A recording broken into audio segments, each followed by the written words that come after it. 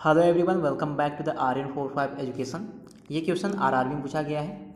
एक व्यक्ति 144 नारंगियां 360 रुपये मूल्य पर खरीदता है। ठीक है, वह सभी नारंगियों को 10% के लाभ पर बेचता है। उसे प्रति दर्जन किस दर पर नारंगियां बेचनी चाहिए? तो ध्यान से देखिएगा कैसे सॉल्व करेंगे। 360 रुपये मूल्य पर खरीदता है, यानी क्रय मूल्य दिया गया है आपका 360 रुपये। और यहाँ से आप लोग विक्रय मूल्य भी निकाल सकते हैं, क्योंकि दिया गया है वह सभी नारंगियों को 10% के लाभ पर बेचता है। तो विक्रय मूल्य कैसे निकलेगा? 360 का 110% निकाल देंगे, क्योंकि 10% के लाभ पर बेचता है। तो यहाँ से इसे जब हल करेंगे तो ये आएगा आपका 396 रुपये। ठीक है, क्रय मूल्य 360, विक्रय मूल्य 396। अब विक्रय मूल्य निकल गया, लेकिन पूछा गया है उसे प्रति दर्जन किस दर पर नारंगियाँ बेचनी चाहिए। अब जो ये विक्रय मूल्य आया है वो 144 नारंगियों का आया है। 144 नारंगियाँ मतलब कि 12 से भाग करेंगे तो यानी 12 दर्जन नारंगियों का दाम आया है 360 रुपये। ठीक है, 12 दर्जन नारंगियों को 360 रुपये में खरीदता है और बेचता कितने में है? अभी आप लोगों ने निकाला, 396 रुपये में बेचता है 12 दर्जन नारंगियों को। तो अब प्रति दर्जन निकालना है। प्रति दर्जन मतलब 396 में 12 से भाग कर देंगे तो ये आएगा आपका 33। ठीक है, तो आप लोगों को यही निकालना था, प्रति दर्जन किस दर पर नारंगियाँ बेचनी चाहिए। 33 आपका आंसर आएगा। यहाँ पे तीसरा वाला सही है। आगे देखिए, ये क्वेश्चन भी आरआरबी में ही पूछा गया है। दिया गया है राम की वर्तमान उम्र उसके पुत्र की वर्तमान उम्र की दोगुनी है। 5 वर्ष पश्चात राम की उम्र उसके पुत्र की उस समय की उम्र की तिगुनी हो जाएगी। उनकी वर्तमान उम्र क्या है? देखिएगा ध्यान से कैसे सॉल्व करेंगे। इसमें दो लोग हैं, राम है और उसका पुत्र है। ठीक है, सबसे पहले दिया गया है राम की वर्तमान उम्र उसके पुत्र की वर्तमान उम्र की दोगुनी है। तो मान लीजिए पुत्र की उम्र है x, तो राम की क्या हो जाएगी? 2x प्रश्न के अनुसार।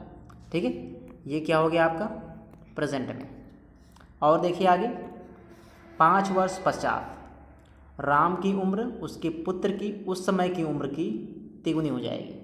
यानी क्या कहा गया है? 5 वर्ष पश्चात, यानी 5 वर्ष बाद राम की उम्र उसके पुत्र की उस समय की उम्र, मतलब यहाँ पे भी पुत्र की उम्र की बात की जा रही है 5 वर्ष बाद की। यहाँ पे आप लोगों को ये लाइन समझना होगा, पुत्र के उस समय की मतलब 5 वर्ष पश्चात। ठीक है, तो 5 वर्ष बाद क्या हो जाएगा? ये हो जाएगा x+5, ये हो जाएगा 2x+5। 5 वर्ष बाद तो ये हो जाएगा। अब देखिए कहा क्या गया है? तिगुनी हो जाएगी, राम की उम्र तिगुनी हो जाएगी। ठीक है, तो 5 वर्ष बाद ये जो राम की उम्र है ये पुत्र के उम्र की तिगुनी हो जाएगी। मतलब कि 2x+5 बराबर x+5 गुणे 3, ये कहा गया है। 2x+5 बराबर 3 गुणे x+5, यही कहा गया है कि 5 वर्ष बाद राम की उम्र पुत्र के उम्र की तिगुनी हो जाएगी। मतलब कि ये है राम की उम्र और ये है पुत्र की उम्र। ठीक है, तो इसकी 3 गुनी करेंगे तो ये राम के बराबर हो जाएगा। अब इसी को आप लोगों को सॉल्व करना है। 2x+5 बराबर 3x+15। ठीक है, तो ये आएगा आपका, ध्यान से देखिएगा, 3x - 2x बराबर 5 - 15।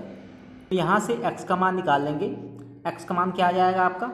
x का मान आ जाएगा -10, और उम्र जो है माइनस में तो होती नहीं है, यानी x का मान 10।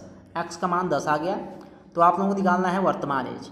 2x x है, x का मान 10 तो 2x का मान 20, यानी पुत्र की 10 है और राम की 20, तो 10 और 20।